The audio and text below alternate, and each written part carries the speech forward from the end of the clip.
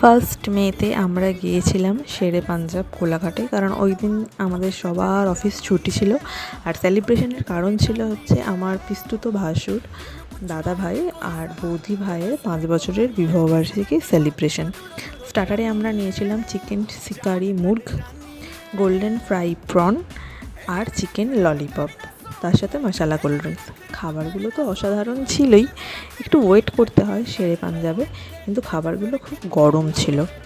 আর main কোর্সে ছিল হচ্ছে, আমরা অর্ডার করেছিলাম প্রথমে কাশ্মীরি নান, কিন্তু কাশ্মীরি নান শেষ হয়ে গিয়েছিল, সেই কারণের জন্য আমরা অর্ডার করেছিলাম বাটার গার্লিক নান, তার সাথে চিকেন রেশমি বাটার মশালা আর মাটন, শেরে পাঞ্জাব স্পেশাল মাটন।